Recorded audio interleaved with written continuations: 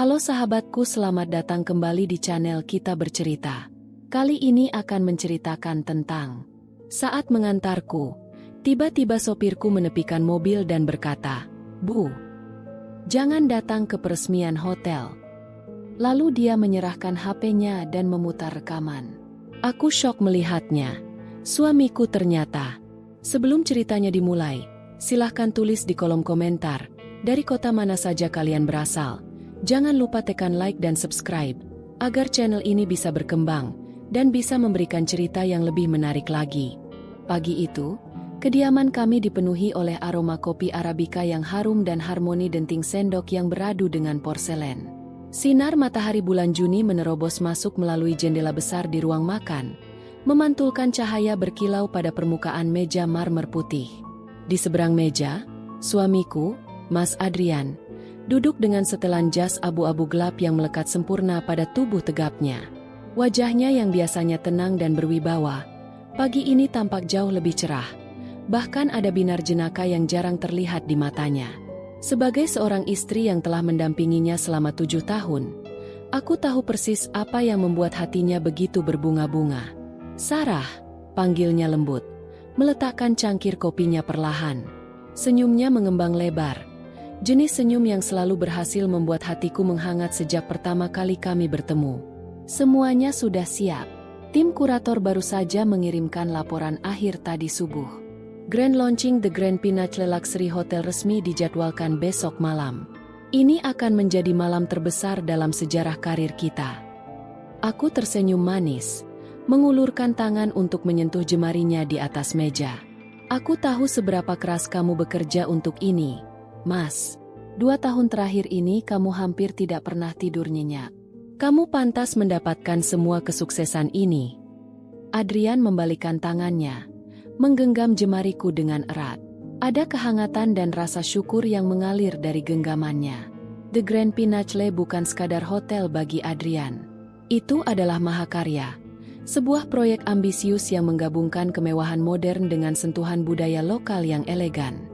Adrian membangunnya dari nol, memilih sendiri setiap marmer yang dipasang di lobi, menentukan palet warna untuk kamar presidential suite, hingga mengaudisi kepala koki bintang 5 dari Prancis untuk restoran utama hotel tersebut.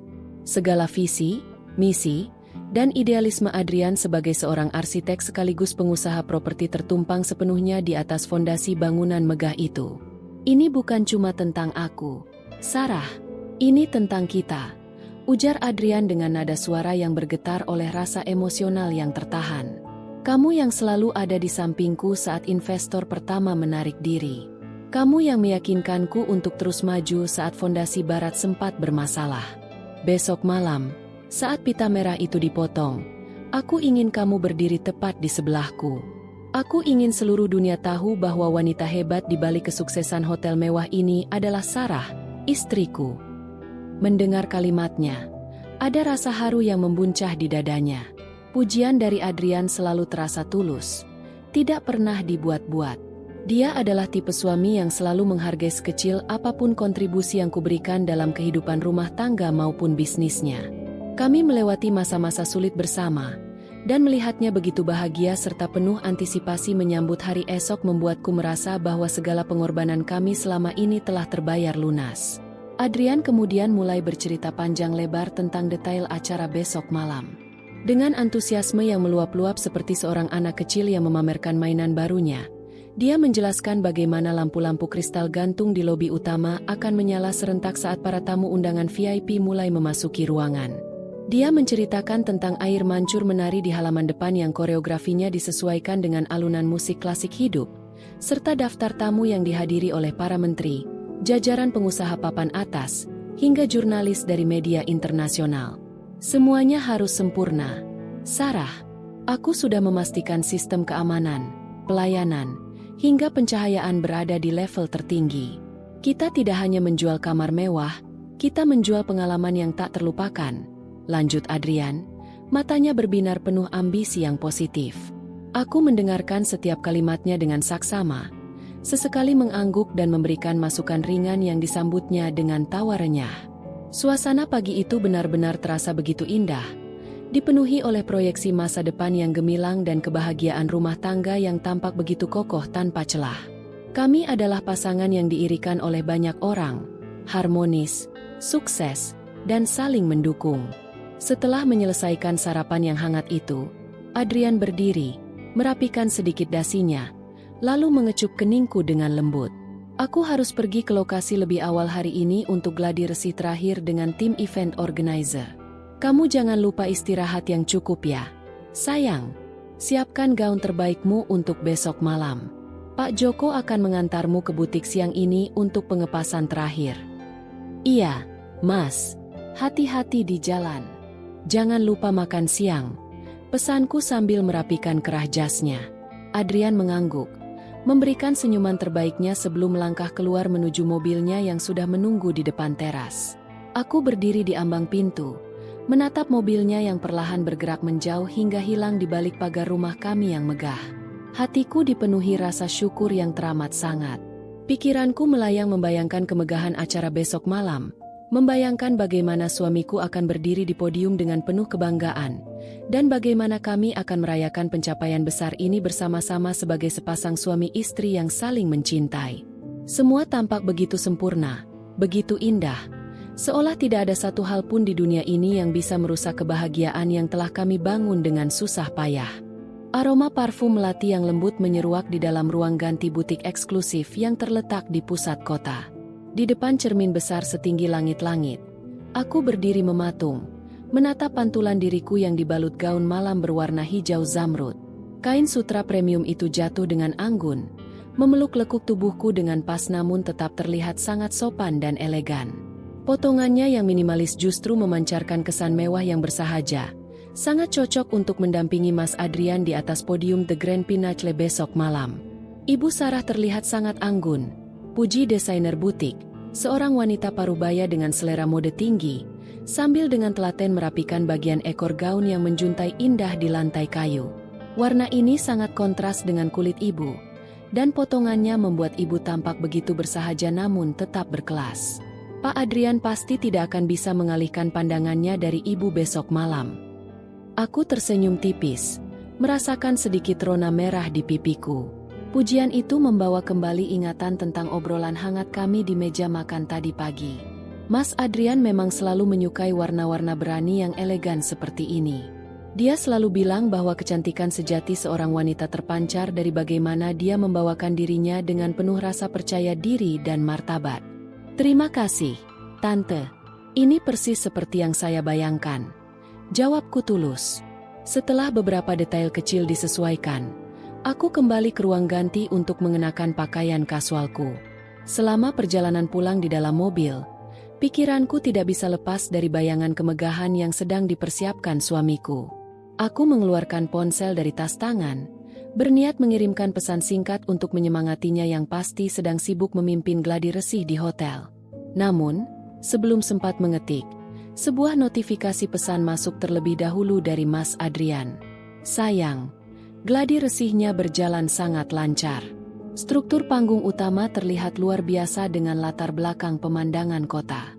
Aku mungkin akan pulang sedikit larut malam ini untuk memastikan koordinasi catering tidak ada kendala. Kamu makan malam duluan ya. Jangan menungguku. I love you. Aku tersenyum membaca deretan kalimat penuh perhatian itu. Sifat perfeksionis Mas Adrian terkadang memang membuatnya lupa waktu. Tetapi dia tidak pernah sekalipun lupa untuk memberi kabar atau memastikan bahwa aku baik-baik saja di rumah. Aku segera membalas pesannya, mengingatkannya untuk tidak melewatkan makan malam dan menjaga staminanya agar tetap prima untuk hari esok. Mobil yang dikemudikan oleh Pak Joko, sopir setia keluarga kami yang sudah bekerja selama hampir 5 tahun, melaju dengan kecepatan sedang membelah jalanan ibu kota yang mulai padat oleh kendaraan menjelang jam pulang kantor. Pak Joko adalah pria parubaya yang sangat pendiam dan sopan. Biasanya, sepanjang perjalanan dia hanya akan berbicara jika ditanya, atau sekadar menawarkan untuk mengecilkan suhu pendingin udara jika dia merasa aku kedinginan. Namun, sore ini, aku menangkap sesuatu yang tidak biasa dari kaca spion tengah. Beberapa kali aku melihat sepasang mata Pak Joko melirik ke arahku dengan tatapan yang sulit diartikan. Ada gurat kecemasan yang mendalam di dahinya, dan tangannya yang mencengkram kemudi tampak sedikit bergetar. "Pak Joko baik-baik saja?" tanyaku lembut, memecah keheningan di dalam kabin mobil yang kedap suara. Wajah Bapak kelihatan agak pucat. "Apa Bapak sedang kurang sehat? Kalau lelah, kita bisa menepi sebentar untuk Bapak istirahat." Pak Joko tampak terkejut mendengar pertanyaanku. Dia berdeham pelan, mencoba menutupi kegugupannya. "Ah, Boten, Ibu, saya baik-baik saja. Hanya sedikit kurang fokus karena jalanan agak padat sore ini." Jawabnya dengan suara yang agak serak, terdengar sedikit dipaksakan. "Oh, begitu. Ya sudah, santai saja menyetirnya. Pak, kita tidak sedang terburu-buru kok," ujarku mencoba menenangkannya. Lalu kembali mengalihkan pandanganku keluar jendela, menatap deretan gedung pencakar langit yang mulai menyalakan lampu-lampunya seiring dengan senja yang mulai temaram. Meskipun aku mencoba bersikap biasa saja, atmosfer di dalam mobil entah mengapa terasa semakin berat dan menegangkan. Sunyi yang tercipta bukan lagi sunyi yang menenangkan seperti biasanya, melainkan sunyi yang mencekam, seolah-olah ada sebuah badai besar yang sedang bersiap untuk menerjang. Aku bisa merasakan ada sesuatu yang mengganjal di benak Pak Joko. Sesuatu yang sangat berat hingga membuat pria yang biasanya tenang itu tampak begitu gelisah. Mobil terus bergerak maju, melewati jalur protokol menuju kawasan perumahan elit tempat tinggal kami. Di sepanjang jalan, beberapa papan reklame digital besar menampilkan iklan megah tentang Grand Launching The Grand Peninsula Luxury Hotel. Foto bangunan hotel yang berdiri megah dengan arsitektur futuristik terpampang jelas, lengkap dengan nama Mas Adrian yang tertulis besar sebagai direktur utama sekaligus otak di balik mahakarya tersebut. Melihat papan reklame itu, rasa bangga kembali membumbung di dalam dadaku. Besok adalah hari yang akan mengubah hidup kami, hari di mana seluruh kerja keras, air mata, dan pengorbanan Mas Adrian diakui oleh dunia. Aku benar-benar tidak sabar untuk mendampinginya, menggandeng lengannya dengan bangga, dan menyaksikan momen bersejarah itu bersamanya. Semuanya terasa begitu indah dan sempurna, tanpa aku sadari bahwa di balik kemegahan yang sedang menanti di depan mata, sebuah rahasia besar sedang bersiap untuk meruntuhkan seluruh duniaku. Lampu-lampu jalanan mulai menyala satu persatu, menggantikan cahaya senja yang perlahan tenggelam di telan malam. Mobil mewah kami bergerak semakin dekat dengan kawasan perumahan, melewati deretan pepohonan rindang yang membatasi jalan utama. Di dalam kabin, keheningan terasa semakin pekat, hampir-hampir mencekik. Aku mencoba mengalihkan perhatian dengan membolak-balik majalah interior yang kudapatkan dari butik tadi, namun fokusku terus buyar. Pandanganku kembali terlempar ke arah kaca spion tengah. Gurat kecemasan di wajah Pak Joko tidak berkurang sedikit pun, justru terlihat semakin berkerut dalam. Napasnya terdengar agak berat, dan beberapa kali dia membasahi bibirnya yang kering, seolah-olah ada sebuah kalimat besar yang tertahan di tenggorokannya, bersiap untuk meloncat keluar namun tertahan oleh rasa takut yang luar biasa. "Pak Joko," panggilku sekali lagi, kali ini dengan nada yang sedikit lebih tegas namun tetap menjaga kesopanan. "Kalau Bapak memang merasa tidak enak badan, tolong katakan saja. Kita bisa berhenti di apotek terdekat untuk membeli obat, atau Bapak bisa langsung pulang setelah mengantarku, tidak perlu mencuci mobil malam ini." Mendengar suaraku, bahu Pak Joko tampak tersentak kecil. Dia tidak langsung menjawab. Pria parubaya itu menarik napas panjang, mengembuskannya perlahan melalui hidung, lalu perlahan-lahan mengarahkan kemudi ke sisi kiri jalan. Mobil pun melambat, bannya bergesekan halus dengan pembatas jalan berbatu, hingga akhirnya berhenti sepenuhnya di bawah bayangan pohon peneduh yang agak temaram, cukup jauh dari hiruk-pikuk lalu lintas utama. Aku mengerutkan kening, merasa heran sekaligus agak bingung dengan tindakannya yang tiba-tiba ini. "Pak Joko, kenapa kita berhenti di sini?" tanyaku, memajukan sedikit tubuhku ke arah depan. Pak Joko mematikan mesin mobil. Seketika itu juga, suasana menjadi sunyi senyap, hanya menyisakan detak jam digital di dashboard yang berbunyi teratur. Pria itu memutar badannya ke belakang, menghadap ke arahku. Wajahnya yang biasanya ramah dan penuh hormat kini tampak pucat pasi, matanya berkaca-kaca, memancarkan kombinasi antara rasa bersalah, ketakutan, dan kepasrahan yang mendalam. "Ibu, mohon maafkan kelancangan saya." Suara Pak Joko bergetar hebat, Tangannya yang saling bertautan di atas lutut tampak gemetar. Saya bingung harus mulai dari mana, Bu. Tapi nurani saya tidak akan pernah tenang kalau saya tetap diam malam ini. Jantungku tiba-tiba berdegup sedikit lebih kencang dari biasanya. Ada firasat aneh yang mendadak menyergap dadaku, membuat udara di sekitar terasa mendingin. Ada apa, Pak? Katakan saja dengan tenang. Apa ada masalah dengan mobil? Atau ada masalah keluarga di rumah? Pak Joko menggelengkan kepala dengan cepat. Air matanya hampir menetes. Bukan, Bu. Ini bukan tentang saya atau keluarga saya. Ini tentang Bapak. Tentang Pak Adrian. Mendengar nama suamiku disebut dengan nada yang begitu penuh beban, senyum di wajahku perlahan memudar. Rasa penasaran yang bercampur dengan kecemasan mulai merayap naik. Mas Adrian? Kenapa dengan Mas Adrian? Apa terjadi sesuatu di lokasi hotel? Apa acaranya ditunda? Rentetan pertanyaan keluar dari mulutku, mencoba mencari logika yang paling masuk akal. Ibu Sarah. Pak Joko memotong kalimatku dengan suara yang amat pelan namun syarat akan keseriusan. Bu, jangan datang ke peresmian hotel besok malam. Saya mohon dengan sangat, Ibu jangan pernah melangkahkan kaki ke acara itu. Aku tertegun. Kata-kata Pak Joko barusan terdengar begitu janggal dan tidak masuk akal di telingaku. Mengapa aku, istri dari orang yang membangun hotel tersebut, tidak boleh datang ke hari paling bahagia dalam karir suamiku sendiri? Mengapa sopir pribadiku melarangku dengan wajah seolah-olah esok hari adalah hari kiamat? Pak Joko, tolong jangan bercanda, ujarku, mencoba terkekeh kecil untuk mencairkan suasana, meskipun tawa itu terdengar hambar bahkan di telingaku sendiri. Besok adalah hari besar Mas Adrian. Saya sudah menyiapkan gaun, dan Mas Adrian sendiri yang meminta saya berdiri di sampingnya. Kenapa Bapak tiba-tiba bicara seperti ini? Pak Joko tidak menjawab dengan kata-kata lagi.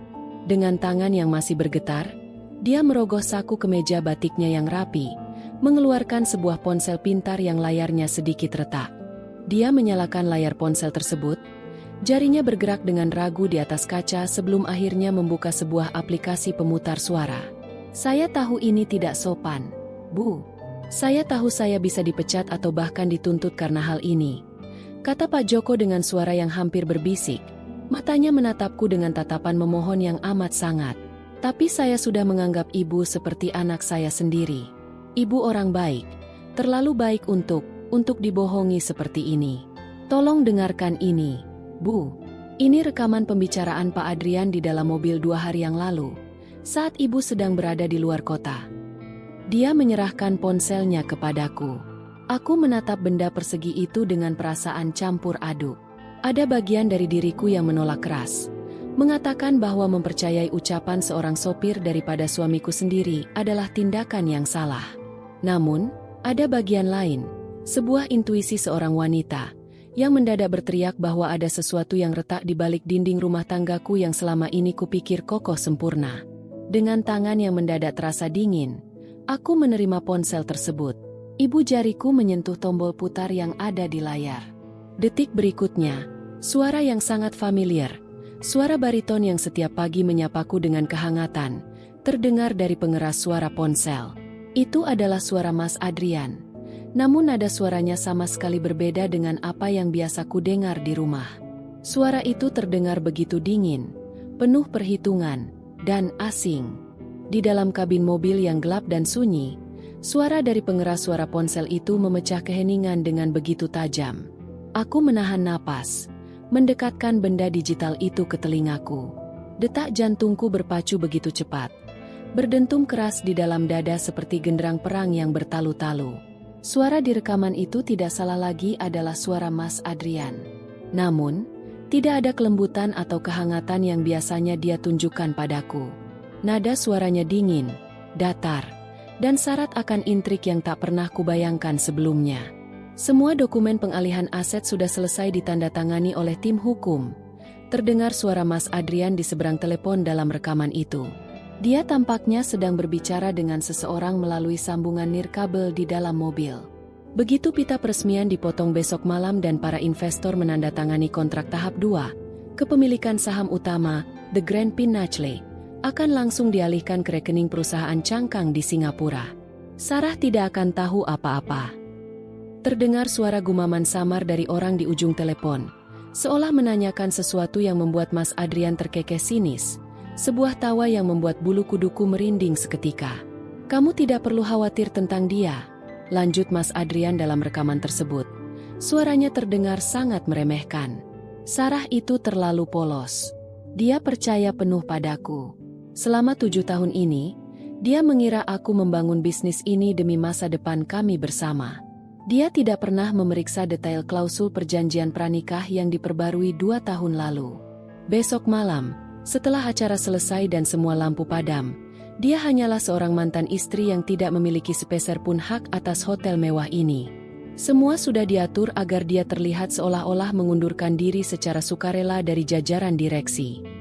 Suara itu terus mengalir, menjelaskan detail-detail teknis tentang bagaimana hukum akan menjatuhkanku tanpa celah, bagaimana dia telah memanipulasi tanda tanganku pada berkas-berkas yang selama ini kukira hanya laporan bulanan biasa. Rekaman itu berdurasi sekitar 3 menit, namun bagiku, setiap detiknya terasa seperti seabad siksaan yang menghantam kesadaranku hingga berkeping-keping. Ponsel di tanganku perlahan tergelincir, jatuh ke atas pangkuanku. Tubuhku mendadak kaku, mati rasa. Seluruh sendi-sendiku terasa lemas seolah kekuatanku telah ditarik paksa dari dalam tubuh. Pandanganku mengabur, bukan karena air mata yang menetes, melainkan karena rasa syok yang begitu hebat hingga membuat dunia di sekitarku berputar tak terkendali. Wajah Mas Adrian yang tersenyum manis tadi pagi di meja makan langsung terlintas di benakku. "Ini tentang kita, Sarah. Aku ingin seluruh dunia tahu bahwa wanita hebat di balik kesuksesan hotel mewah ini adalah kamu."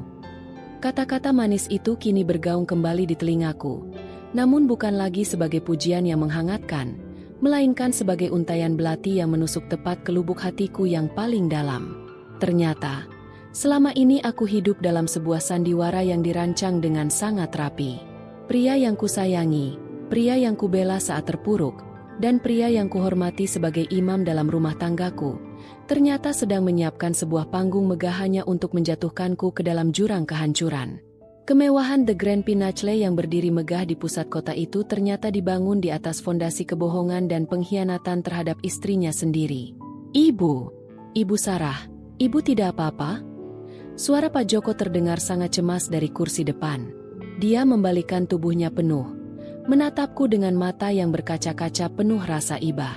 Aku mencoba bersuara, namun tenggorokanku terasa sangat kering dan tercekat. Tidak ada kata yang bisa keluar. Aku hanya bisa menatap lurus ke depan dengan pandangan kosong. Air mata yang sejak tadi kutahan akhirnya runtuh juga, membasahi pipiku, mengalir tanpa suara. Rasa sakit ini terlalu besar untuk diekspresikan dengan jeritan. Ini adalah rasa sakit dari sebuah kepercayaan yang dihancurkan sampai menjadi debu oleh orang yang paling kita percayai di dunia ini. "Maafkan saya, Bu.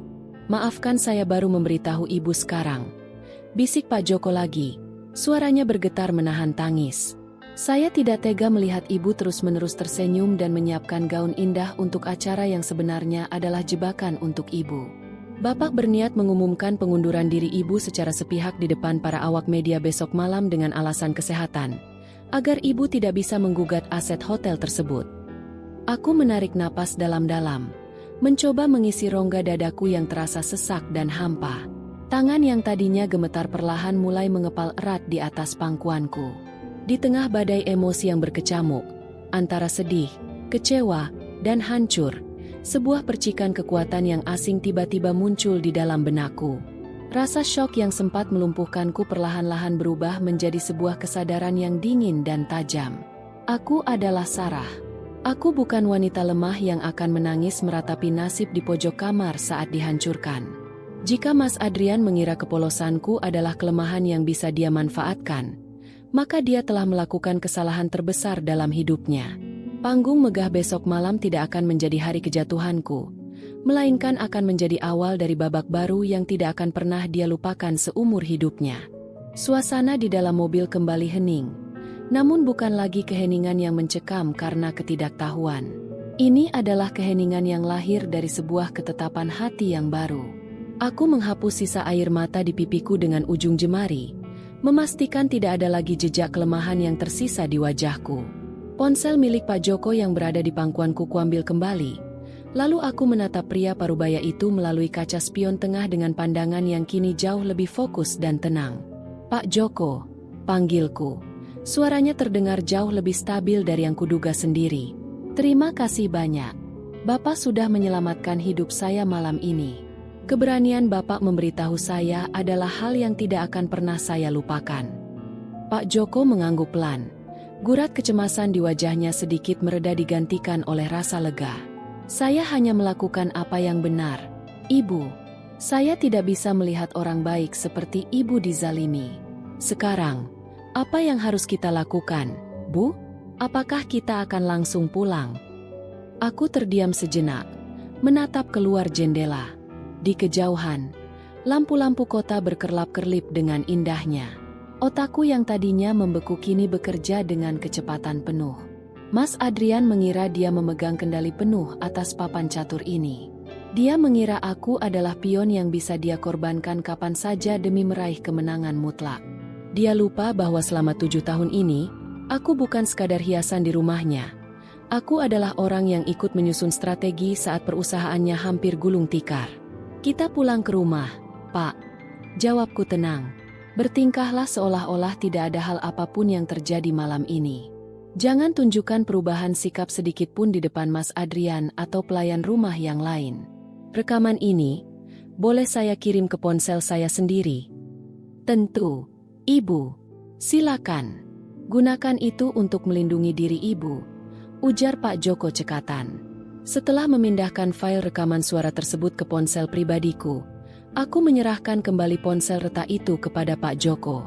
Dia menyalakan kembali mesin mobil, dan kendaraan mewah kami kembali melaju membelah malam menuju kompleks perumahan elit tempat tinggal kami. Sepanjang sisa perjalanan, aku tidak lagi menangis. Hatiku seperti telah dilapisi oleh es yang sangat tebal.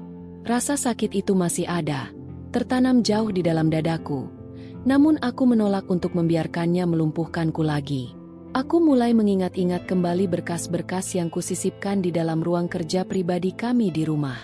Mas Adrian mungkin pintar memanipulasi dokumen hukum, tetapi dia ceroboh tentang satu hal. Dia terlalu meremehkan ketelitianku. Sesampainya di rumah, keadaan tampak begitu normal. Lampu taman menyala dengan pendar kekuningan yang hangat. Pelayan menyambutku di depan pintu dengan senyuman ramah, menanyakan apakah aku ingin disiapkan makan malam. Aku menolak dengan halus, mengatakan bahwa aku sudah makan di luar dan ingin langsung beristirahat di kamar. Aku melangkah menaiki anak tangga satu persatu dengan punggung tegak. Setiap langkah terasa begitu berat, namun juga penuh dengan kepastian. Aku masuk ke dalam kamar tidur utama kami. Ruangan yang selama 7 tahun ini menjadi saksi bisu dari janji-janji manis yang ternyata palsu. Gaun hijau zamrud yang baru kuambil dari butik diletakkan oleh pelayan di atas sofa santai di sudut kamar. Aku menatap gaun itu. Warna hijaunya begitu pekat, berkilau di bawah cahaya lampu kristal kamar. "Besok malam, kamu akan tetap berdiri di sana, Adrian," bisikku dalam hati. Menatap pantulan diriku sendiri di cermin besar kamar mandi saat aku membersihkan sisa riasan wajah. "Kamu akan berdiri di podium megahmu, menyambut tepuk tangan dunia. Tapi panggung itu tidak akan menjadi tempat perayaan kemenanganmu, melainkan tempat di mana topengmu akan terkelupas di depan semua orang." Sekitar pukul 11 malam, terdengar suara deru mobil Mas Adrian memasuki pelataran rumah. Jantungku sempat berdesir, namun aku segera mengatur napas. Berbaring di atas tempat tidur mewah kami dan memejamkan mata, berpura-pura telah tertidur lelap. Beberapa menit kemudian, pintu kamar terbuka perlahan. Langkah kakinya yang berat namun teratur terdengar mendekati tempat tidur. Aku bisa merasakan kehadirannya di sisiku. Mas Adrian membungkuk, memberikan kecupan lembut yang terasa sangat dingin di keningku, persis seperti yang dilakukannya setiap malam. "Tidurlah yang nyenyak, Sarahku," bisiknya dengan suara bariton yang begitu lembut. Suara yang beberapa jam lalu kudengar merancang kehancuranku dalam sebuah rekaman. "Besok adalah hari besar kita." Di balik mata yang terpejam, Aku mengepalkan tangan di bawah selimut tebal. Sandiwara ini akan segera mencapai puncaknya, dan aku akan memastikan bahwa akulah yang akan menulis babak terakhir dari cerita ini. Fajar menyingsing dengan warna keemasan yang perlahan membasuh langit Jakarta. Dari balik gorden kamar yang tebal, berkas cahaya mulai mengintip masuk, menandai tibanya hari yang paling dinanti-nantikan oleh suamiku, hari peresmian The Grand Peninsula Luxury Hotel. Jika ini adalah pagi di hari-hari biasa, aku pasti akan terbangun dengan rasa antusias yang meluap, memikirkan dasi mana yang paling cocok untuk Mas Adrian atau sarapan apa yang bisa memberinya energi ekstra. Namun pagi ini, segalanya telah berubah. Aku membuka mata sebelum alarm ponselku berbunyi. Di sampingku, tempat tidur sudah kosong. Terdengar suara gemercik air dari dalam kamar mandi, pertanda Mas Adrian sudah bersiap lebih awal. Aku mendudukkan diri di tepi ranjang, menarik napas dalam-dalam untuk menstabilkan debaran jantungku yang mendadak berpacu. Aku harus memakai topengku sekarang. Sandiwara ini harus kumainkan dengan sangat rapi, tanpa ada satupun celah yang membuat Mas Adrian curiga. Pintu kamar mandi terbuka, memunculkan sosok Mas Adrian dengan handuk yang melingkar di pinggangnya dan rambut yang masih basah. Wajahnya tampak begitu segar. Pancaran energi seorang pria yang merasa berada di puncak dunia terlihat jelas dari binar matanya. "Ah, kamu sudah bangun, sayang?" Sapanya dengan senyuman terbaiknya. Senyuman yang kini terlihat begitu sinis di mataku. Dia melangkah mendekat, lalu duduk di sampingku dan menggenggam tanganku. "Maaf ya kalau suara air tadi mengganggu tidurmu. Hari ini jadwal sangat padat. Jam 9 nanti aku sudah harus ada di hotel untuk menyambut beberapa investor utama dari Singapura yang datang lebih cepat." Aku memaksa bibirku untuk melengkung, membentuk senyuman manis yang biasa kuberikan padanya. "Tidak apa-apa, Mas. Aku juga memang ingin bangun lebih awal. Bagaimana tidurmu semalam?" "Nyenyak. Sangat nyenyak," jawabnya sambil mengusap punggung tanganku dengan ibu jarinya. Sentuhan yang dulunya terasa menghangatkan, kini mengirimkan sensasi dingin yang menggelitik sekujur tubuhku. Mungkin karena beban pikiranku sudah berkurang. Semua persiapan sudah 100% selesai. Malam ini akan menjadi malam yang tidak akan pernah dilupakan oleh siapapun. "Sarah." "Aku yakin itu, Mas," ujarku, memberikan penekanan emosional yang halus pada kalimatku. "Ya.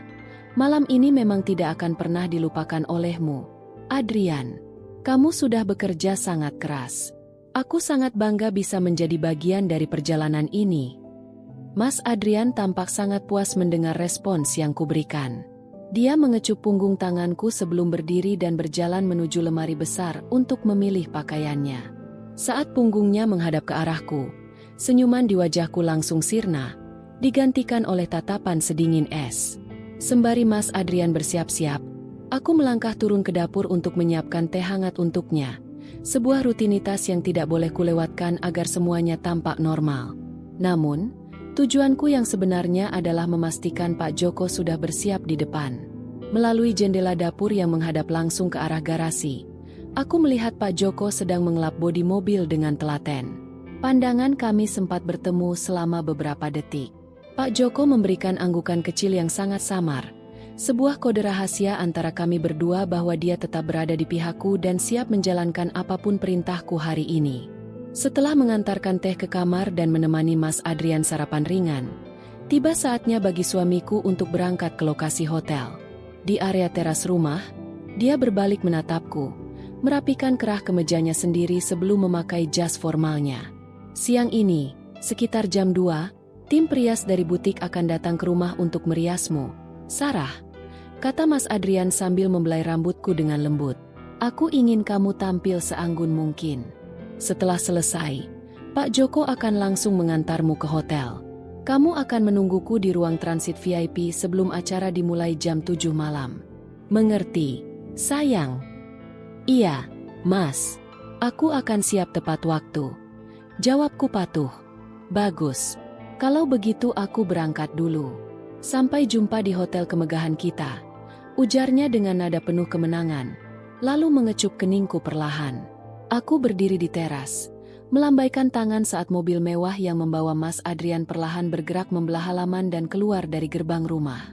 Begitu mobil itu hilang dari pandangan, embusan napas panjang keluar dari tenggorokanku.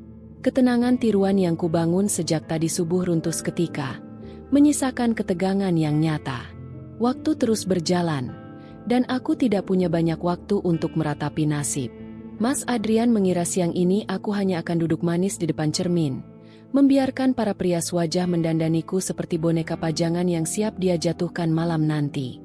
Dia tidak tahu bahwa setelah ini, aku akan membuka ruang kerja pribadinya, membongkar beberapa dokumen rahasia, dan menyusun sebuah serangan balik yang rapi bersama bantuan Pak Joko. Langkah pertama dari rencanaku harus segera dimulai sebelum jarum jam menyentuh angka 2 siang. Deru mesin mobil Mas Adrian telah sepenuhnya lenyap dari pendengaran, menyisakan kesunyian yang luas di dalam rumah megah ini. Para pelayan sedang sibuk dengan tugas mereka masing-masing di lantai bawah. Ada yang merapikan taman, ada pula yang mulai menyiapkan makan siang. Ini adalah kesempatan terbaikku. Aku segera membalikkan badan, melangkah dengan langkah yang cepat namun tanpa suara menuju lantai 2, tempat di mana ruang kerja pribadi Mas Adrian berada. Ruangan itu biasanya terkunci rapat.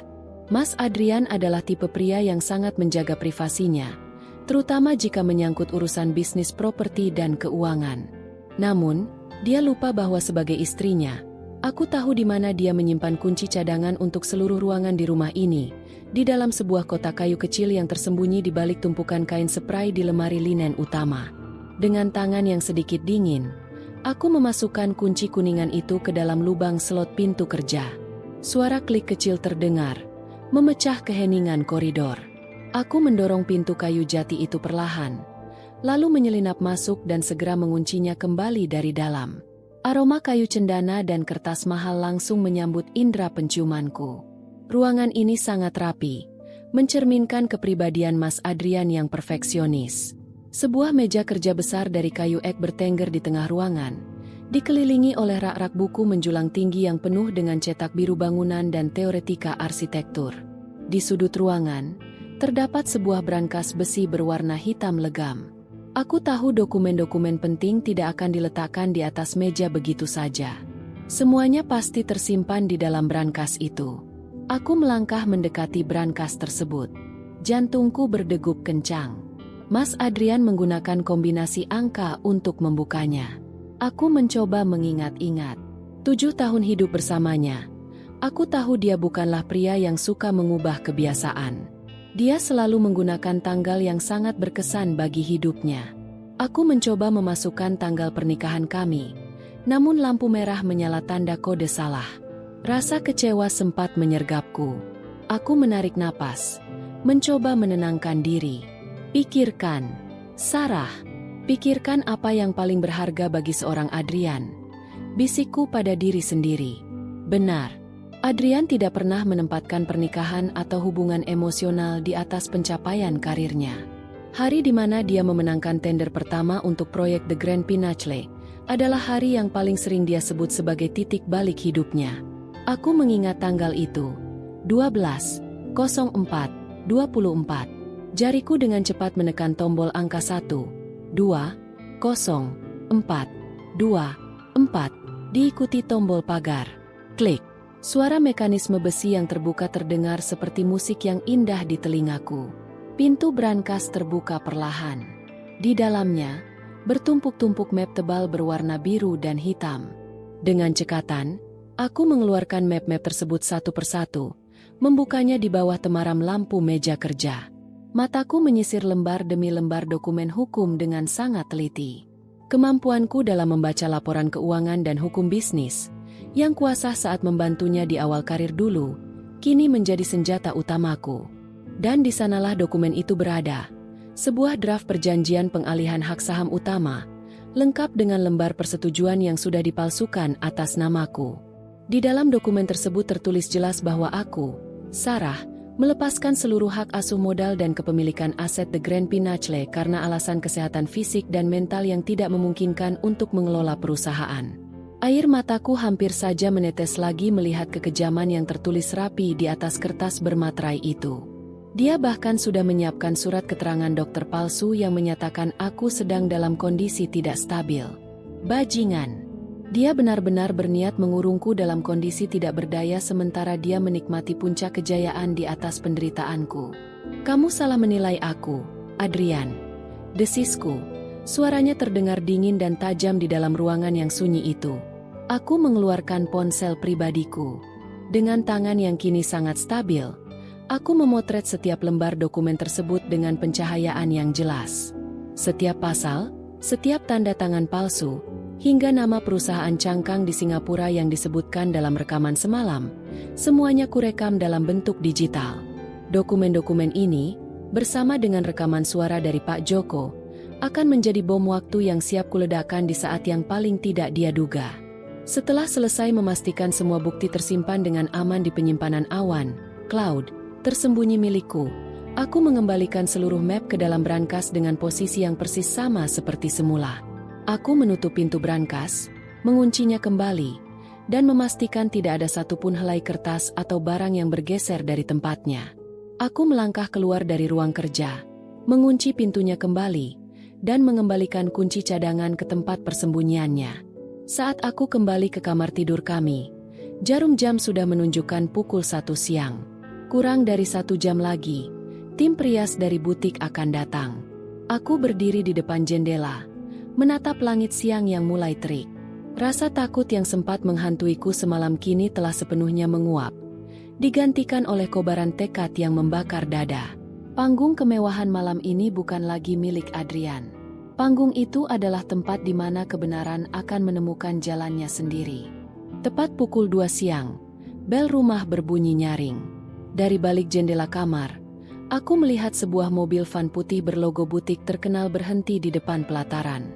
2 orang wanita muda dengan membawa koper kosmetik besar dan jinjingan pelindung gaun pelapis kain hitam turun dengan langkah tergesa. Mereka adalah tim Prias yang diutus langsung oleh Mas Adrian untuk mengubahku menjadi sosok pendamping yang sempurna malam ini. Aku menarik napas panjang, merapikan dudukku di depan meja rias kamar utama, lalu mempersilakan mereka masuk setelah pelayan mengantarkan mereka ke lantai 2. Selamat siang, Ibu Sarah, sapa Prias utama, seorang wanita muda berambut pendek dengan senyuman ramah. Kami diminta oleh Pak Adrian untuk memberikan riasan terbaik hari ini. Pak Adrian berpesan agar tema riasannya adalah Glowing Elegance, menonjolkan kecantikan alami ibu untuk acara grand launching nanti malam. Selamat siang. Silakan, Mbak, jawabku lembut, membalas senyumannya dengan ketenangan yang sudah kulatih sejak pagi. 1 jam berikutnya dipenuhi oleh keheningan yang riuh. Bunyi kuas yang beradu dengan palet perona pipi, kepulan tipis dari semprotan pengunci riasan, dan aroma bedak mahal yang memenuhi rongga hidung. Setiap kali jemari Prias itu menyentuh wajahku, aku menatap pantulan diriku sendiri di cermin besar di hadapanku. Perlahan tapi pasti, wajahku yang sempat pucat karena kurang tidur dan tekanan batin mulai tertutupi oleh lapisan-lapisan kosmetik yang sempurna. Lingkar hitam di bawah mataku hilang, pipiku merona kemerahan, dan bibirku dipoles dengan warna merah bata yang tegas namun tetap anggun. Ibu memiliki struktur tulang wajah yang sangat bagus. Puji Prias itu sembari menata rambutku menjadi sanggul modern yang rapi dan rendah. Sangat pas dengan gaun hijau zamrud pilihan Pak Adrian. Terima kasih, ujarku pendek. Di dalam hati, aku tersenyum sinis. Riasan ini memang sangat indah, namun bagiku, ini bukan lagi sekadar riasan untuk menghadiri pesta. Ini adalah riasan perang. Di balik bedak dan perona pipi ini, ada seorang wanita yang sedang menyembunyikan amarah yang membara dan rencana besar yang siap meruntuhkan keangkuhan seorang pria. Mas Adrian ingin aku terlihat sempurna sebagai pajangan di panggungnya? Baik, aku akan memberikan penampilan yang paling sempurna yang pernah dia lihat, hingga dia tidak akan menyadari bahwa boneka pajangannya telah berubah menjadi sosok yang akan menjatuhkannya. Setelah selesai dirias dan mengenakan gaun hijau zamrud yang mewah itu, kedua Prias berpamitan dengan penuh rasa kagum melihat penampilanku.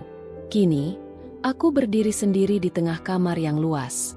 Aku mengambil tas tangan kecil, clutch, berwarna hitam dengan rantai emas, lalu memasukkan ponsel pribadiku ke dalamnya.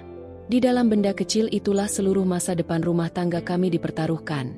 Rekaman suara Mas Adrian dan foto-foto dokumen pemalsuan aset yang kuambil dari brankas tadi siang.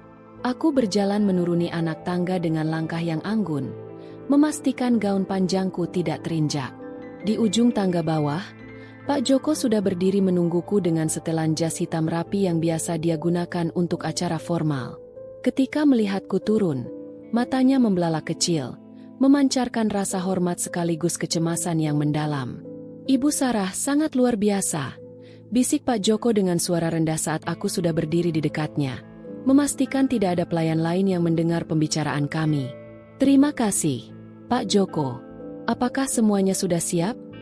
Tanyaku dengan nada berbisik yang sama, menatap lurus ke matanya. Pak Joko memberikan anggukan kecil yang mantap. "Semua sudah siap di dalam mobil, Ibu. Saya juga sudah memastikan bahwa flash disk cadangan yang Ibu minta untuk menyalin file-file itu sudah aman di saku jas saya. Kita bisa berangkat sekarang." "Mari kita berangkat, Pak. Waktu kita tidak banyak," jawabku dengan ketetapan hati yang bulat. Aku melangkah keluar dari pintu rumah mewah yang telah kupanggil sebagai rumah selama 7 tahun ini. Menatap pilar-pilar kokohnya untuk terakhir kali dengan perasaan yang berbeda. Ketika aku melangkah masuk ke dalam kabin mobil yang nyaman, aku tahu bahwa saat aku kembali nanti, segalanya tidak akan pernah sama lagi. Mobil perlahan bergerak maju, meninggalkan pelataran rumah, membawa diriku menuju The Grand Pinacle Luxury Hotel, tempat di mana Mas Adrian sedang menanti dengan senyuman kemenangan, tanpa tahu bahwa badai besar sedang bergerak mendekat ke arah panggung megahnya. Roda-roda mobil mewah yang kukendarai bersama Pak Joko menggelinding mulus di atas aspal jalanan protokol. Sore itu, langit Jakarta mulai berubah warna menjadi jingga keunguan yang pekat. Di balik kaca jendela mobil yang dilapisi kaca film tebal, aku melihat lampu-lampu jalanan dan gedung perkantoran mulai menyala secara serentak, menciptakan panggung cahaya yang megah di tengah kesibukan kota yang tak pernah tidur. Lalu lintas terasa cukup padat, khas jam pulang kantor. Namun Pak Joko dengan keahliannya yang luar biasa mampu membawa kendaraan ini bergerak konsisten tanpa hambatan berarti. Aku duduk bersandar di kursi belakang, melipat kedua tanganku di atas pangkuan. Di dalam cengkeraman jemariku, tas tangan kecil bertekstur kulit buaya itu terasa dingin. Di dalam benda ringkas itulah tersimpan seluruh kebenaran yang akan membalikan keadaan. Setiap kali mobil berhenti karena lampu merah, aku menatap pantulan wajahku di kaca jendela. Riasan glowing elegansi yang diaplikasikan oleh tim butik tadi siang masih terpasang sempurna tanpa celah. Aku terlihat seperti seorang istri pengusaha sukses yang berbahagia, siap merayakan puncak kejayaan suaminya. Namun, jika seseorang melihat lebih dekat ke dalam mataku, mereka akan menemukan sepasang manik mata yang dingin dan penuh kalkulasi. "Ibu." Suara Pak Joko memecah keheningan kabin yang sejak tadi hanya diisi oleh suara desau pendingin udara yang halus. "Sekitar 15 menit lagi kita akan sampai di kawasan The Grand Pinacle. Saya baru saja memantau radio lalu lintas. Jalur utama di depan hotel agak tersendat karena banyaknya kendaraan tamu VIP yang mulai berdatangan." "Tidak apa-apa, Pak Joko. Kita masih punya banyak waktu sebelum acara utama dimulai pukul 7 malam. Jawabku dengan nada suara yang tenang, berusaha memberikan ketenangan pula pada sopir setiaku itu. "Bagaimana dengan posisi tim media yang saya hubungi tadi siang? Apa Bapak sudah memastikan mereka mendapat akses?" Pak Joko melirik melalui kaca spion tengah. Sebuah senyuman tipis penuh arti terkembang di wajah parubayanya yang mulai dihiasi kerutan. "Sudah, Ibu. Kebetulan salah satu rekan saya memiliki keponakan yang bekerja sebagai koordinator lapangan untuk jurnalis investigasi sebuah media nasional terkemuka. Saya sudah menyampaikan pesan Ibu secara privat. Mereka tidak akan berada di area red carpet bersama media hiburan, melainkan sudah bersiap di dalam ruang konferensi pers utama dan area belakang panggung. Mereka sangat tertarik dengan kejutan yang Ibu janjikan." "Bagus sekali," bisikku. Sebuah kepuasan kecil merayap di dadaku. Mas Adrian mengira dia bisa mengendalikan media dengan narasi tunggal bahwa istrinya mengundurkan diri karena masalah kesehatan fisik dan mental. Dia lupa bahwa di era digital ini, arus informasi tidak bisa dibendung hanya dengan selembar siaran pers korporat yang dibayar mahal. Ketika bukti otentik berupa rekaman suara konspirasi dan pemalsuan dokumen aset disodorkan langsung di depan kamera yang sedang menyiarkan acara secara langsung, tidak akan ada satupun tim hubungan masyarakat, public relations, di dunia ini yang mampu menyelamatkan nama baiknya dalam sekejap. Mobil kami mulai memasuki kawasan mega properti The Grand Peninsula. Dari kejauhan, kemegahan hotel mewah itu sudah terlihat begitu mendominasi cakrawala kota. Bangunan setinggi 40 lantai itu dirancang dengan arsitektur modern geometris yang dilapisi kaca anti peluru, memantulkan cahaya lampu sorot berkekuatan tinggi yang menembak ke arah langit malam. Di halaman depan, sebuah air mancur menari berukuran raksasa tampak bergerak seirama dengan alunan musik simfoni yang megah, memercikan air yang berpendar keemasan di bawah lampu-lampu sorot dasar. Bendera-bendera korporasi dan umbul-umbul bertuliskan Grand Launching The Grand Peninsula Luxury Hotel berkibar di tiup angin malam. Deretan mobil mewah kelas atas, mulai dari sedan premium hingga SUV hitam bertingkap gelap, mengular panjang di jalur khusus drop-off. Para pria berpakaian setelan jas formal eksklusif dan wanita-wanita dengan gaun malam bermanik-manik indah tampak turun satu persatu, disambut oleh jepretan kamera para fotografer yang cahayanya berkilat-kilat memadati area pintu masuk utama. "Kita tidak perlu lewat pintu utama, Pak Joko," ujarku saat mobil kami mulai mendekati lobi depan. "Mas Adrian meminta saya untuk langsung menuju pintu masuk khusus VIP di lantai bawah tanah, agar saya bisa langsung naik ke ruang transit tanpa harus berpapasan dengan kerumunan tamu di lobi." "Baik, Ibu. Saya akan langsung mengarahkan mobil ke jalur kanan menuju ram bawah tanah," jawab Pak Joko patuh. Sesuai instruksi Adrian yang dikirimkan lewat pesan singkat tadi pagi, dia ingin menyembunyikanku terlebih dahulu hingga momen yang dia tentukan tiba. Dia ingin memunculkanku di panggung hanya sebagai objek pelengkap sebelum dia membacakan teks pengunduran diriku yang palsu. Jalur bawah tanah ini sunyi, kontras dengan keriuhan di atas sana. Mobil berhenti di depan sebuah pintu lift privat yang dijaga oleh 2 orang petugas keamanan berbadan tegap dengan setelan safari hitam. Pak Joko turun terlebih dahulu untuk membukakan pintu mobil untukku. Saat aku melangkahkan kaki keluar dari mobil, mengenakan sepatu hak tinggiku di atas lantai marmer yang mengkilap, aku sempat berhenti sejenak. Aku berbalik menghadap Pak Joko. "Pak Joko, tetaplah berada di dekat mobil atau di area tunggu pengemudi. Pastikan ponsel Bapak selalu aktif." Begitu saya memberikan sinyal melalui pesan singkat, "Bapak tahu apa yang harus dilakukan dengan flash disk cadangan itu, bukan?" tanyaku memastikan untuk terakhir kali. "Saya mengerti sepenuhnya, Ibu Sarah. Semoga Tuhan melindungi Ibu malam ini," ujar Pak Joko dengan tatapan mata yang penuh dukungan dan rasa hormat yang mendalam. Aku mengangguk pelan, memberikan senyuman tipis yang syarat akan ketetapan hati. Dengan langkah yang anggun, punggung yang tegak, dan dagu yang terangkat, aku berjalan menuju lift privat yang akan membawaku naik ke sarang serigala, menuju ruang transit VIP di mana suamiku, Mas Adrian, sedang menanti dengan topeng kesetiaannya yang palsu. Pintu lift privat berdinding cermin perak terbuka dengan denting halus yang bergema di koridor lantai atas. Aku melangkah keluar, merasakan karpet beludru tebal berwarna merah marun meredam suara ketukan sepatu hak tinggiku. Koridor ini begitu tenang, sangat kontras dengan keriuhan lobi utama yang sempat kudengar lamat-lamat dari kejauhan. Di sepanjang dinding, terpasang beberapa lukisan abstrak bernuansa emas, menegaskan kemewahan tanpa batas yang selama ini dikejar oleh Mas Adrian. 2 orang pelayan hotel dengan seragam formal membungkuk hormat saat aku berjalan melewati mereka. Di ujung koridor, sebuah pintu kayu jati ganda dengan ukiran minimalis berdiri kokoh. Itulah ruang transit VIP, tempat di mana skenario kejatuhanku telah dirancang, dan tempat di mana aku akan memulai serangan balikku.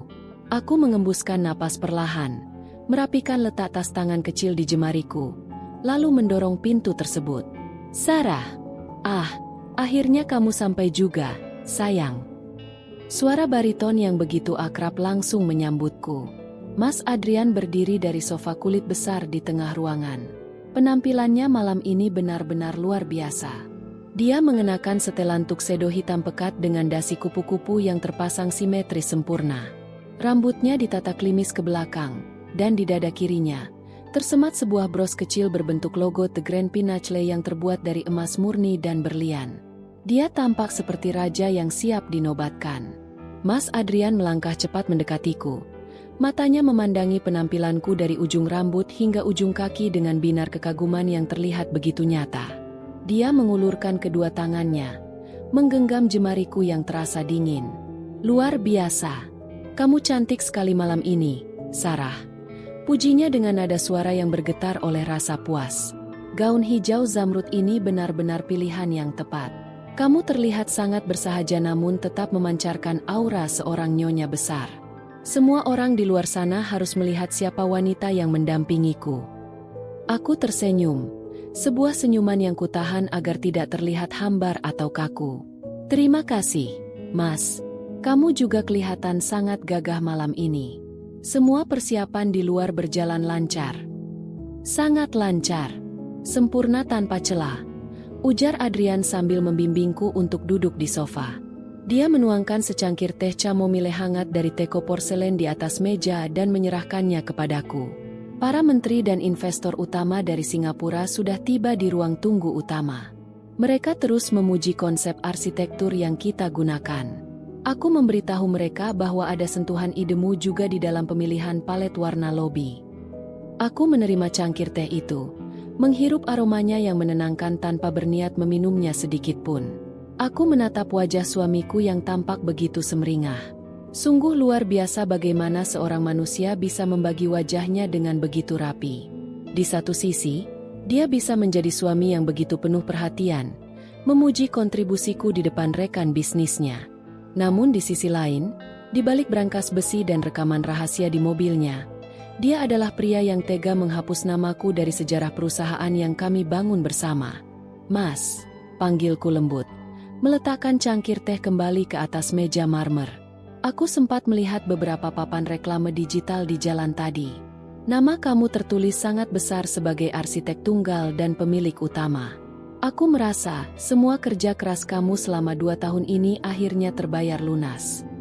Adrian terkekeh pelan, menyandarkan punggungnya ke sofa dengan gestur yang sangat percaya diri. Tentu saja, Sarah, ini baru permulaan. Setelah malam ini, setelah kontrak tahap 2 ditandatangani, kita akan berekspansi ke Bali dan Lombok. Skala bisnis kita akan melipat ganda. Dia kemudian melirik jam tangan Rolex emas di pergelangan tangan kirinya. Acara utama akan dimulai sekitar 30 menit lagi. Nanti, saat namaku dipanggil ke atas panggung untuk memberikan pidato sambutan, aku ingin kamu ikut naik setelah beberapa menit berjalan. Aku sudah meminta tim event organizer untuk mengatur sorotan lampu khusus untukmu. Lalu, setelah pidato sambutan itu, apa agenda selanjutnya? Tanyaku, mencoba memancingnya untuk mendekati topik yang kutunggu-tunggu. Adrian sempat terdiam selama 1 detik. Tatapan matanya berubah. Ada kilatan tak sabar yang coba dia sembunyikan di balik senyuman lebarnya. Dia memajukan tubuhnya, menepuk lututku dengan lembut. Setelah itu, akan ada sesi kejutan kecil. Sesuatu yang sudah kusiapkan demi kebaikan kita bersama, terutama untuk kesehatanmu, sayang. Katanya dengan nada suara yang mendadak melunak, terdengar begitu protektif dan penuh kasih sayang yang manipulatif. Kamu tahu sendiri kan, beberapa bulan terakhir ini kamu sering mengeluh lelah karena mengurus urusan administrasi yayasan dan rumah? Aku ingin kamu beristirahat total setelah ini. Biarkan aku yang memikul semua beban bisnis ini sendirian. Mendengar kalimat itu keluar langsung dari mulutnya, hatiku terasa seperti tersayat sembilu, namun pikiranku justru menjadi semakin jernih. Ini dia. Ini adalah pengantar dari skenario pengunduran diri sepihak yang dia rekam 2 hari lalu. Dia sedang meletakkan batu pertama dari kebohongannya di depanku. Aku mengerti, Mas. Jawabku, menatap lurus ke dalam manik matanya yang hitam dengan ketenangan yang mematikan. Aku tahu kamu selalu memikirkan apa yang terbaik untukku. Dan malam ini, aku juga akan memastikan bahwa apa yang terjadi di atas panggung adalah sesuatu yang terbaik untuk kita berdua. Adrian tersenyum lebar, sama sekali tidak menangkap makna ganda di balik kalimatku. Dia mengira istrinya yang polos ini masih berada di dalam genggaman kendalinya. Dia tidak tahu bahwa di dalam tas tangan kecil yang berada di sampingku, ponselku sudah menyala, mengirimkan sebuah pesan singkat berkode khusus kepada Pak Joko yang berada di lantai bawah. Hitung mundur menuju kehancuran panggung megahnya telah resmi dimulai. Waktu bergerak merayap seperti jarum jam dinding yang berdetak konstan, memotong sisa waktu kedamaian palsu di antara kami berdua. Di dalam ruang transit VIP yang sejuk ini, aroma teh chamomile yang mulai mendingin bercampur dengan wewangian kayu cendana yang mahal. Mas Adrian berdiri dari sofa, melangkah menuju cermin besar di sudut ruangan untuk memeriksa kembali penampilan terakhirnya. Dia merapikan dasi kupu-kupunya dengan gerakan yang sangat teliti, lalu mengancingkan satu kancing tuxedo hitamnya dengan penuh kebanggaan. "Sarah," panggilnya tanpa berbalik. Matanya menatap pantulan dirinya sendiri di dalam cermin dengan senyuman kepuasan yang tak kunjung surut. "Kamu tahu, malam ini ada perwakilan media internasional yang sengaja datang dari Singapura. Mereka tidak hanya meliput kemegahan arsitektur hotel ini, tetapi juga profil kita sebagai pasangan di balik proyek besar ini. Jadi, saat kita berada di atas panggung nanti, pastikan senyumanmu tidak pernah hilang." Aku menatap punggung tegapnya dari posisi dudukku di sofa.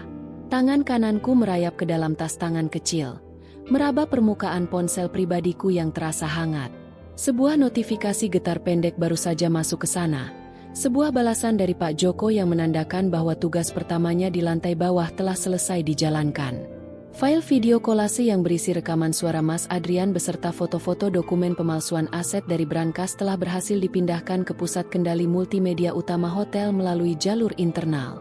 "Tentu saja, Mas," jawabku dengan suara yang sengaja kubuat selembut mungkin, menyembunyikan getaran amarah yang membakar di dalam dada. "Aku akan memberikan senyuman terbaikku. Senyuman yang paling diingat oleh semua orang yang hadir malam ini." Adrian berbalik, tampak sangat puas dengan jawabanku. Dia berjalan mendekatiku, mengulurkan tangannya yang terbalut jam tangan emas mewah untuk membantuku berdiri. "Mari, sayang." Tim pengarah acara baru saja mengirimkan pesan bahwa para tamu VIP sudah mulai menempati kursi mereka di Grand Ballroom. "Kita harus bersiap di area belakang panggung." Aku menyambut uluran tangannya. Saat jemari kami saling bertautan, rasanya seperti menyentuh dinding es yang membeku. Dingin, mati rasa, dan penuh kepalsuan. Namun, aku terus memaksakan diri untuk berjalan beriringan dengannya keluar dari ruang transit VIP. Kami melangkah menyusuri koridor khusus yang menghubungkan ruang transit langsung ke area belakang panggung utama. Di sepanjang jalan, beberapa staf operasional hotel dengan alat komunikasi nirkabel di telinga mereka membungkuk hormat dengan wajah tegang penuh antisipasi. Atmosfer di sekitar belakang panggung terasa begitu sibuk. Teknisi lampu, penata suara, dan koordinator acara tampak berlarian kecil memastikan segalanya berjalan sesuai dengan naskah yang telah disusun. Dari balik tirai hitam besar yang membatasi area belakang panggung dengan Grand Ballroom, aku bisa mendengar gemuruh suara percakapan dari ratusan tamu undangan. Denting gelas kristal yang beradu dan alunan musik klasik hidup dari kelompok orkestra di sudut ruangan menciptakan sebuah simfoni kemegahan yang luar biasa. Ini adalah atmosfer yang selalu diimpikan oleh Mas Adrian sepanjang hidupnya. Sebuah pengakuan mutlak dari kalangan kelas atas eksistensinya. "Selamat malam, Pak Adrian, Ibu Sarah." Sapa seorang wanita muda dengan papan dada bertuliskan show director. Wajahnya tampak tegang namun profesional. 5 menit lagi acara akan dimulai. Pak Adrian akan naik terlebih dahulu setelah pemutaran video profil hotel selesai. Kemudian, pada menit ketiga pidato Bapak, saat lampu sorot sekunder menyala di sisi kiri panggung, Ibu Sarah dipersilakan untuk naik mendampingi. "Sempurna. Terima kasih," jawab Adrian dengan anggukan berwibawa. Wanita itu kemudian beralih ke arah kru teknis, memberikan aba-aba lewat mikrofon kecilnya. "Semua tim bersiap. Hitung mundur dimulai dari sekarang. Lampu utama auditorium padam dalam 3, 2, 1. Seketika itu juga, gemuruh suara di dalam Grand Ballroom mereda seiring dengan padamnya lampu-lampu kristal besar di langit-langit. Suasana menjadi sunyi senyap, digantikan oleh suara bass yang menggelegar dari pengeras suara utama saat video profil The Grand Peninsula Luxury Hotel mulai ditayangkan di layar LED raksasa berukuran 20 meter di atas panggung. Di dalam kegelapan belakang panggung, Mas Adrian mendekatkan wajahnya ke telingaku. Dia membisikkan sesuatu yang dia kira akan menenangkanku, namun justru menjadi penegas akhir dari keputusanku untuk menghancurkannya. Ini adalah malam kita, Sarah. Nikmati setiap detiknya. Bisiknya penuh kemenangan. Aku tidak menjawab. Aku hanya menatap lurus ke arah celah tirai yang menampilkan binar cahaya dari layar LED raksasa.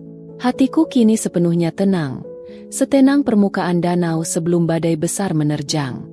Mas Adrian mengira dia sedang menuntun seutuh boneka pajangan menuju altar kemenangannya. Dia tidak pernah tahu bahwa di dalam hitungan menit, panggung megah yang dia bangun dengan penuh kebohongan ini akan berubah menjadi tempat pengadilan terbuka yang akan meruntuhkan seluruh hidupnya di depan mata dunia. Video profil di layar LED raksasa baru saja usai dengan animasi logo The Grand Pinnacle yang berpendar keemasan, memicu gemuruh tepuk tangan yang meriah dari ratusan hadirin di dalam Grand Ballroom. Musik simfoni orkestra kembali mengalun, kali ini dengan nada yang lebih megah dan bertempo cepat, membangun ketegangan dramatis yang pas untuk menyambut sang tokoh utama malam ini. Pak Adrian, silakan naik ke panggung. Mikrofon sudah aktif. Bisik show director dari balik kegelapan, memberikan isyarat dengan lambaian tangannya. Mas Adrian menoleh ke arahku, memberikan satu kedipan mata yang penuh percaya diri, lalu merapikan jas tuksedonya untuk terakhir kali. Dengan langkah yang tegap, dagu terangkat, dan senyuman karismatik yang langsung mengembang sempurna, dia melangkah keluar dari balik tirai hitam. Begitu tubuhnya melewati batas panggung, lampu sorot utama, spotlight, berwarna putih terang langsung mengunci sosoknya, mengiringi setiap langkahnya menuju podium marmer di tengah panggung. Riuh tepuk tangan kembali membahana, lebih keras dari sebelumnya. Dari celah tirai tempatku berdiri, aku bisa melihat deretan wajah penonton di barisan depan. Para pejabat, investor asing, dan sosialita ibu kota, semuanya menatap Mas Adrian dengan pandangan penuh kekaguman. Selamat malam, para hadirin yang terhormat, rekan-rekan bisnis, dan tamu undangan VIP. Suara bariton Mas Adrian bergema melalui pengeras suara mutakhir di seluruh sudut ruangan. Nadanya begitu tertata, penuh wibawa, dan memikat. Berdiri di sini, di hadapan Anda sekalian, saya melihat bukan hanya sebuah bangunan fisik yang megah. The Grand Pinnacle adalah manifestasi dari sebuah impian, kerja keras tanpa henti, dan dedikasi penuh untuk menciptakan standar baru dalam industri ketatanegaraan dan kemewahan modern. Aku mendengarkan setiap bait pidatonya dengan saksama. Di dalam tas tangan kecilku, ponselku bergetar sekali lagi. Kali ini, itu adalah pesan konfirmasi terakhir dari Pak Joko. Semua sistem siap, Ibu. Operator multimedia sudah di bawah kendali umpan balik kita. Aku menarik napas dalam-dalam, membiarkan udara dingin dari pendingin ruangan memenuhi rongga dadaku. Rasa gugup yang sempat mengintip kini telah sepenuhnya sirna, digantikan oleh fokus yang setajam silet. Aku menyentuh permukaan gaun hijau zamrudku, memastikan tidak ada bagian yang kusut. Aku harus tampil sempurna. Keberhasilan ini tentu tidak datang dari satu pasang tangan saja. Suara Mas Adrian di atas panggung mulai melambat, beralih ke nada yang lebih emosional, bagian naskah yang sudah dia sebutkan padaku di ruang transit tadi. Ada satu sosok yang selalu ada, memberikan ketenangan dan dukungannya di balik layar. Wanita yang mendedikasikan waktu dan cintanya untuk mendampingi setiap langkah saya. Pada momen yang bersejarah ini, saya ingin mengundang istri tercinta saya, Sarah, untuk naik ke atas panggung. Sesuai aba-aba, lampu sorot sekunder di sisi kiri panggung menyala, menembus kegelapan tempatku berdiri. Show director memberikan dorongan lembut di punggungku. Silakan, Ibu Sarah. Waktu Ibu. Aku melangkah maju. Ketukan sepatu hak tinggiku beradu dengan lantai panggung kayu yang dipoles mengkilap. Begitu cahaya lampu sorot yang panas menerpa wajah dan tubuhku, kilatan lampu kilat dari puluhan kamera jurnalis di bagian bawah panggung langsung menyambar bertubi-tubi. Aku mengembangkan senyuman terbaikku, senyuman yang anggun, tenang, dan penuh wibawa. Mas Adrian berbalik menghadapku, mengulurkan tangan kanannya dengan senyuman yang begitu manis, siap menyambutku di samping podiumnya. Di mata semua orang yang hadir, kami adalah potret sepasang suami istri yang sempurna, lambang kesuksesan dan keharmonisan rumah tangga kelas atas. Aku berjalan mendekat, meletakkan jemariku di atas telapak tangannya yang hangat. Mas Adrian menggenggamnya erat, lalu membimbingku berdiri tepat di sebelah kanan podium, menghadap langsung ke arah lautan manusia dan lensa kamera yang tak henti-hentinya membidik kami. "Terima kasih, Sarah," ucap Mas Adrian lewat mikrofon. Suaranya terdengar begitu tulus di telinga para hadirin, memicu gumaman kagum dari para tamu wanita di barisan depan. Dia kemudian menatap kembali ke arah penonton. "Hadirin sekalian, sebelum kita melangkah ke prosesi pemotongan pita digital, ada satu pengumuman penting yang ingin saya sampaikan bersama istri saya malam ini. Sebuah keputusan besar terkait masa depan kepemimpinan The Grand Pinacle." Aku tetap mempertahankan senyumanku, menatap lurus ke arah kamera media investigasi yang berada di barisan tengah, yang posisinya sudah diatur oleh Pak Joko. Jantungku berdetak dengan ritme yang teratur.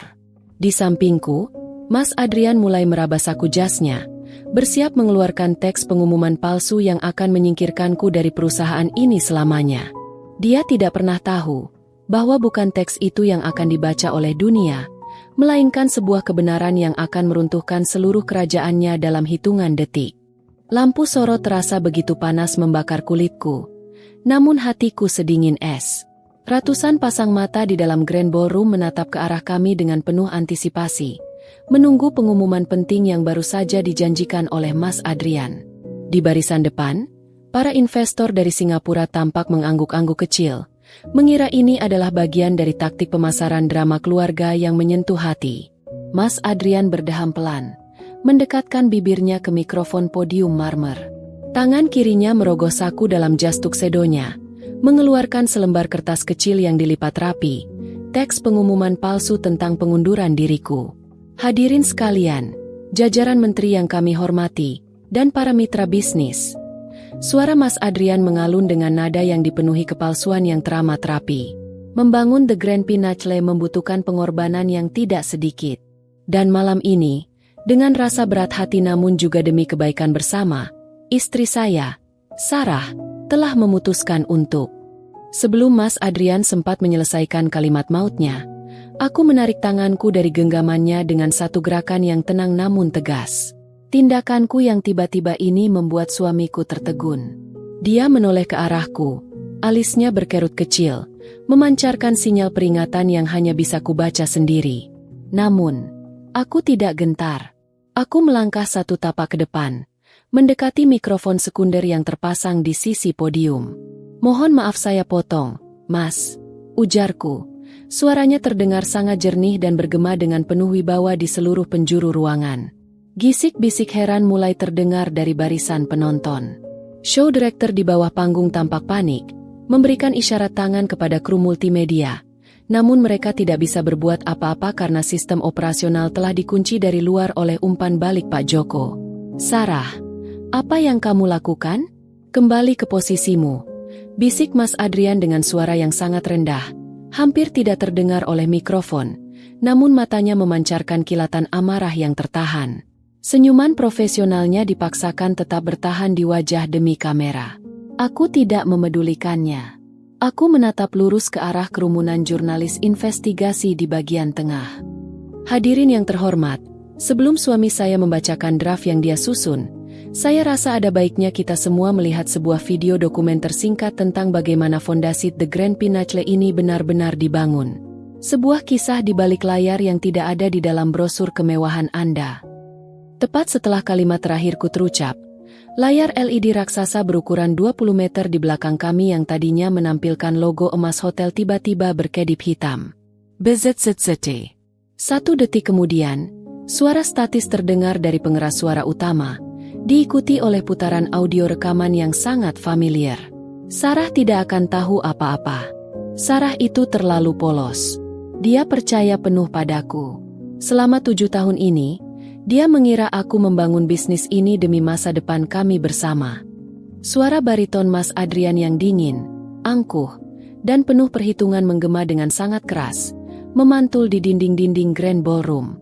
Tidak hanya suara, di layar LED raksasa kini terpampang jelas foto-foto dokumen hukum tingkat tinggi, lembar demi lembar perjanjian pengalihan aset saham utama ke perusahaan cangkang di Singapura, lengkap dengan tanda tanganku yang dipalsukan secara digital yang disandingkan dengan tanda tangan asliku sebagai perbandingan nyata. Seketika itu juga, Atmosfer di dalam ruangan berubah total. Keheningan yang mencekam menyelimuti Grand Ballroom. Wajah para investor dari Singapura langsung menegang. Beberapa menteri di barisan depan saling berbisik dengan ekspresi terkejut dan kecewa. Kilatan lampu kamera dari para jurnalis yang tadinya melambat, kini menyambar bertubi-tubi seperti badai petir, mengarah tepat ke wajah Mas Adrian. Aku menoleh ke arah suamiku. Topeng karismatik yang dia kenakan sejak pagi telah runtuh sepenuhnya. Wajahnya pucat pasi. Matanya membelalak lebar menatap layar raksasa di belakangnya dengan tubuh yang gemetar hebat karena syok. Keringat dingin mulai bercucuran dari pelipisnya, merusak tatanan rambutnya yang klimis. Sarah, apa-apaan ini?" Suaranya tercekat di tenggorokan, berbisik dengan nada yang penuh ketakutan yang teramat sangat. Dia mencoba melangkah mundur, namun lampu sorot utama terus mengunci tubuhnya, mengekspos setiap jengkal kehancuran harga dirinya di depan seluruh dunia. "Ini adalah kejutan yang sesungguhnya, Adrian," jawabku tanpa mikrofon, menatapnya dengan tatapan sedingin es. "Kamu mengira kepolosanku adalah kelemahan yang bisa kamu injak-injak. Kamu lupa bahwa wanita yang mendampingimu selama 7 tahun ini adalah wanita yang sama yang membantumu membangun fondasi bisnis ini dari nol." Di bawah panggung, situasi menjadi kacau. Beberapa petugas keamanan mencoba naik, namun para jurnalis investigasi segera merangsek maju ke depan panggung, mengarahkan mikrofon dan kamera mereka ke arah Mas Adrian yang kini hanya bisa mematung seperti terdakwa di ruang pengadilan terbuka. Siaran langsung peresmian hotel mewah ini telah berubah menjadi siaran langsung pembongkaran skandal kejahatan korporasi dan domestik terbesar tahun ini. Aku membalikan badanku dengan anggun, membiarkan kain gaun hijau zamrudku berdesir halus di atas lantai panggung. Tanpa menoleh lagi ke arah pria yang telah menghancurkan kepercayaanku, aku melangkah dengan punggung tegak menuju keluar panggung, meninggalkan Adrian yang sedang tenggelam di dalam badai kehancuran yang dia ciptakan sendiri. Dari kisah tadi, kita belajar bahwa setiap perjalanan hidup selalu membawa pesan yang berharga. Semoga ada hikmah yang bisa kita petik bersama hari ini. Kalau kalian suka dengan cerita seperti ini, silakan tekan tombol like dan subscribe sebagai bentuk dukungan kamu untuk channel ini. Terima kasih sudah meluangkan waktu kalian. Tetaplah menjadi bagian dari channel Kita Bercerita ini, dan sampai jumpa di kisah inspiratif berikutnya.